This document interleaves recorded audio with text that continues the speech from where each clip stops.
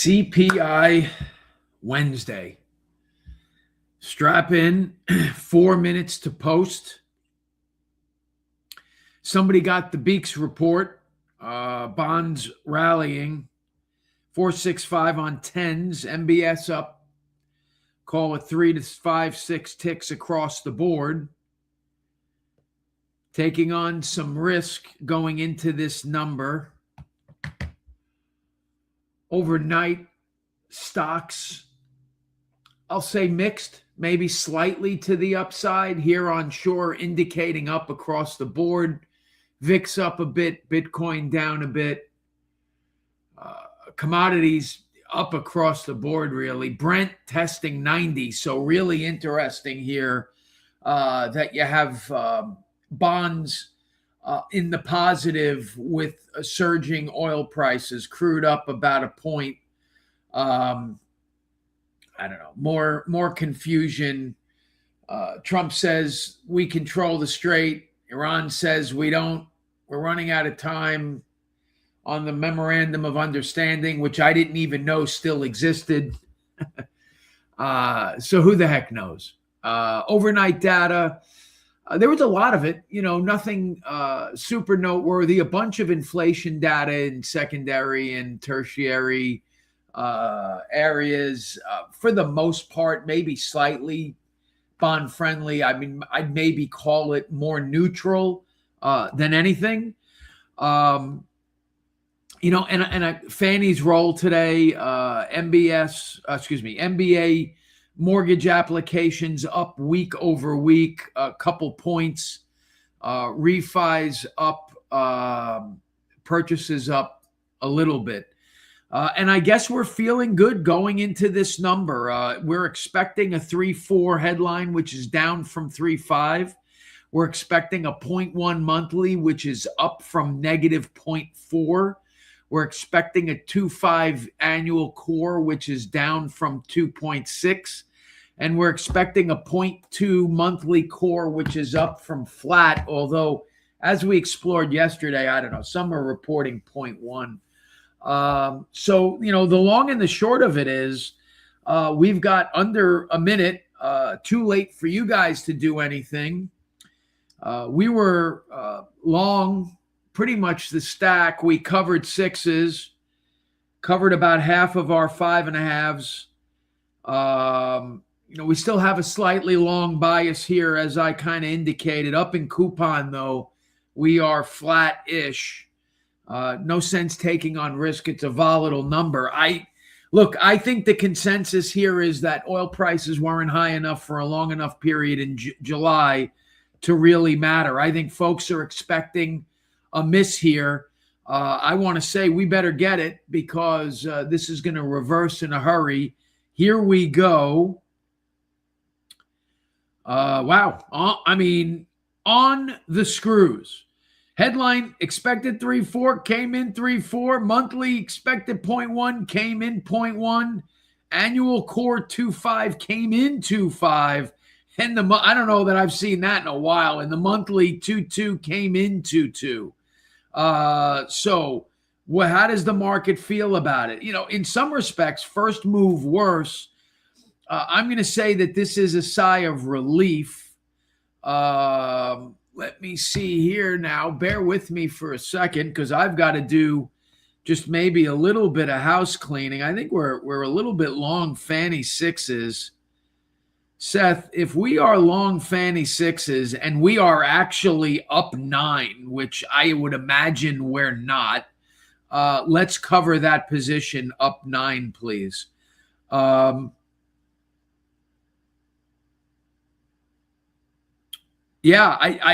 Listen, bonds sort of inexplicably don't love it. I mean, we're sort of ticking worse here. I simply don't agree. I think a nothing CPI here is really good news. Let me pull down the report if it's posted yet.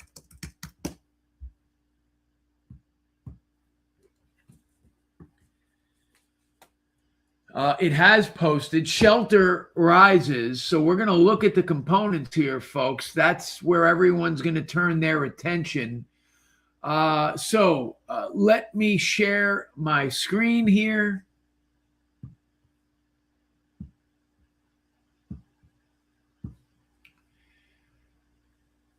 So food better month over month is good. Deflation in food at home, very good. I mean, we haven't printed that number, I would say, this year. I don't have January's number, but that's a good number. Away from home, not. Interesting. And this is what we talked about. This is going to maybe hurt us a little bit, right? Energy deflation in a month where energy prices went up. Although I talked about that push and pull, I'm not convinced they went up. All items less food and energy, the so-called core, not a terrible print. And you look at a 3-month print of a 0.4 core. What is that? 1.3, that's not even 2% inflation, right? And if you extract April, I mean, this number is tracking low twos. It doesn't scream Fed hikes. I don't know why bonds are giving back a little bit here. Commodities, less food and energy. Don't love this after a few months of contraction. But, again, you look at this 5-month, right? 2, 4, 6-month look. I mean, you're sub 2%. New cars, again, moving in the right direction, a 1-month blip. The used cars, which I tend to track to the consumer, so I don't love that for bonds. But again, you look at this 6-month run, I don't know what you don't love about that. Apparel obviously rebounded after a weak June, but not a terrible number. Services is a number we've persistently been concerned about. 0.2 is not a terrible print. Did they say shelter rebounded? I don't get that headline because it didn't rebound. Don't know what they're talking about there. Food index rose in July. Food at home. Non-alcoholic beverages rose 0.9. I got to tell you something. As a guy who loves a beer, non-alcoholic Heineken and even lately Corona, I don't know why you would. Well, I guess I do know why you would drink alcoholic beer, but for somebody that likes it for like the social aspects and hanging out on the beach or in the backyard or watching a game, I'll probably never drink another alcoholic Corona or Heineken again. The Guinness, I don't think it's as good, so I'll have a couple of pints, but I can understand where non-alcoholic prices are surging. I think, first of all, they're too expensive to begin with. At some point, you got to reach critical mass there. But big fan of the good NAs, and they are getting better and better.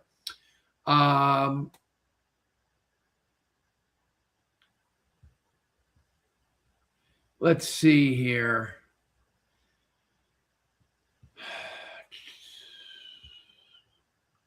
Increase 3, 4, not seasonal. Urban wage earners. Yeah, nothing really in there that jumps off the page at me.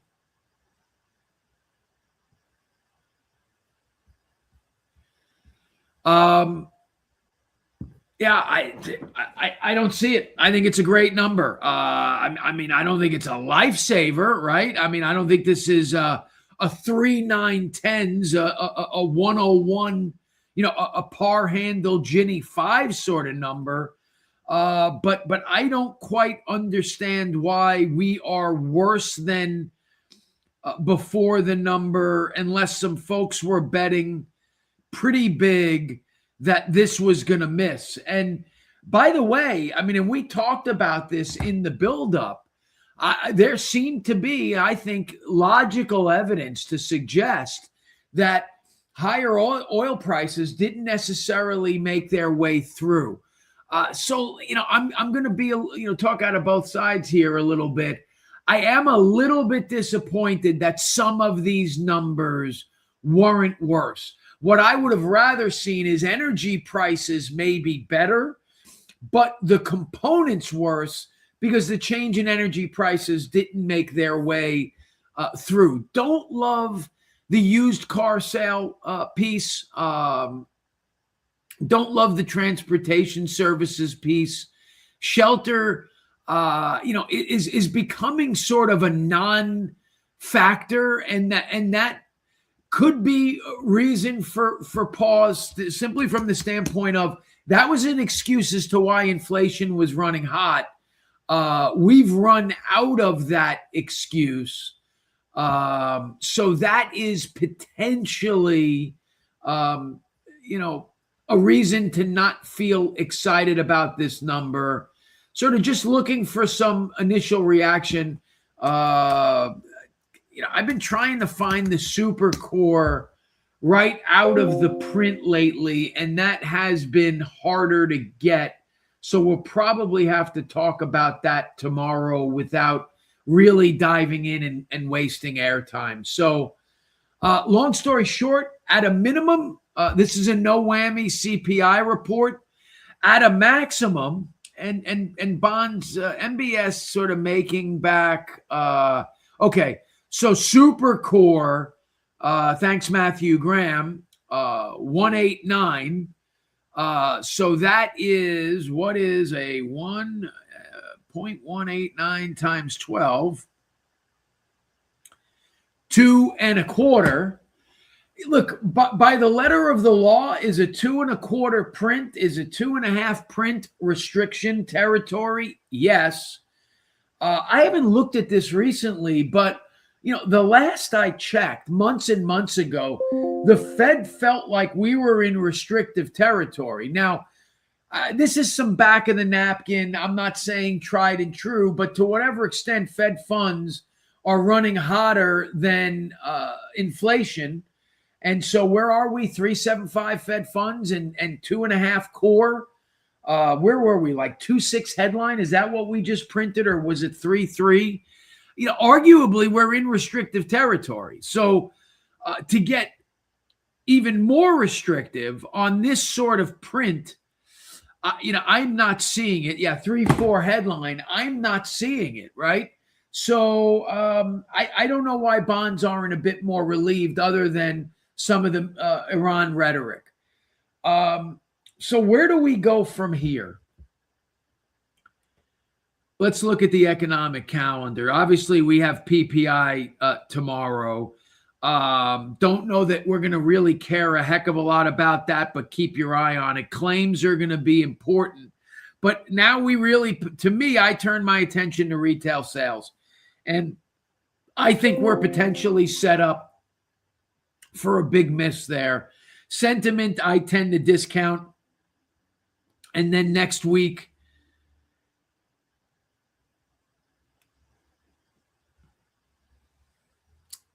I don't know, Fed minutes in Philly Fed. I think Tuesday's ADP number matters, but I don't think that the world is going to hang on that number.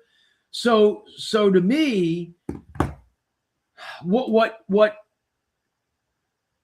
you look at here is what can help us and what can hurt us between now and, call it, what's the next really, really significant data point? It's going to probably be first revision of GDP and therefore PCE. From here on out, the minutes are a mover. Like I say, claims or ADP might be a mover, maybe tomorrow's PPI. So it's really Iran. And one has to ask themselves, if we do get a resolution, and we've already printed a benign CPI in a month where prices were hot, although I will say that arguably, and it's still early, August could shape up to be a worse month for oil prices than July, which I don't think was anticipated based on how we started the month out. But if we can get this behind us and behind us quickly, building the bridge to September, I simply don't understand how one could still make a case for a Fed hike unless they're being super cautious. Let's see if we can get a real-time Fed hike probability. I think the headline I just saw was no change, 63%. Come on. I'm not going to accept your cookies. So now it's not loading.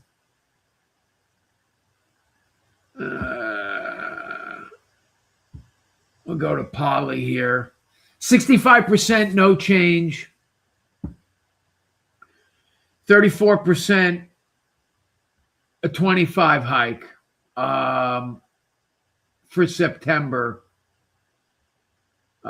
That likelihood, no change, has gone up slightly in the last couple of days.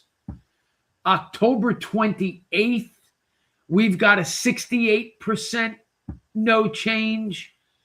And December 9th, we've got a 60% no change.